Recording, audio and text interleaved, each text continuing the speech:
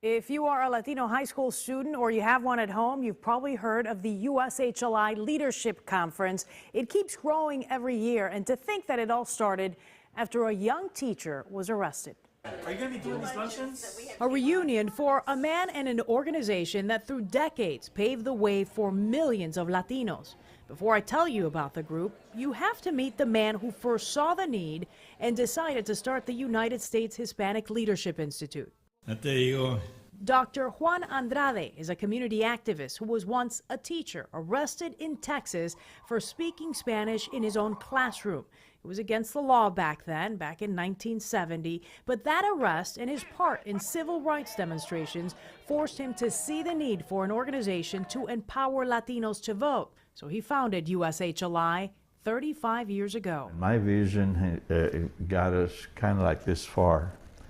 But it's a whole new world out there now. It may be a new world, but it's tough to ignore what the organization has been able to do. Originally starting out to being entirely about civic engagement. Since 1982, it has evolved to a scholarship program and a conference, the largest Latino youth leadership conference in the country. It has also registered 2.3 million new voters, awarded over $1.3 million in scholarships and internships, trained over 900,000 present and future leaders.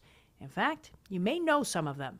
I hate to be a name dropper. But does the name Luis Gutierrez sound familiar? The young cab driver at the time worked with USHLI until he ran for city council and won, and so he left USHLI to go to city council. Today he's a congressman. USHLI is still creating leaders. It's given me a great sense of clarity in terms of what I want to do for my future. College student Lila Galindo wants to continue the mission, and so do the group's board members and volunteers.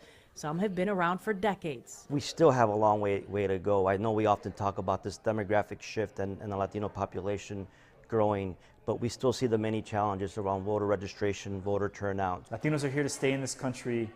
We're just as much a part of this country as any other group, and we're excited to further our leadership in this country. The recent DACA uncertainty, which has young undocumented immigrants fearing for their future, has the group wanting to raise awareness more than ever before. Our community cannot afford to have our young people sitting on the sidelines. Having made so much headway, all these, not just years, but decades. And to see it now flipped on its head and putting at risk the lives of nearly 1 million young people. They know their work isn't over, but Dr. Andrade has proven to them how things can change.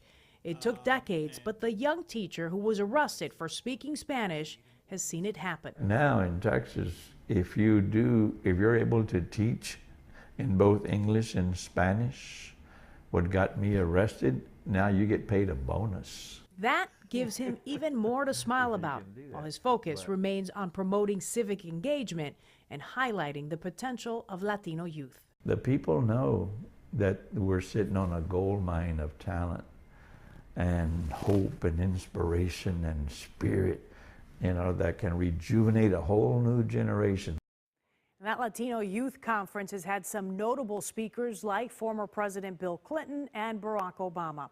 By the way, former President Clinton gave Dr. Andrade the Presidential Medal of Honor. He is one of only 2 Latinos recognized with high honors from both Mexico and the U.S. You can learn more about USHLI by going to their website. We've included a link on WGNTV.com. I'm Lourdes Duarte, WGN News.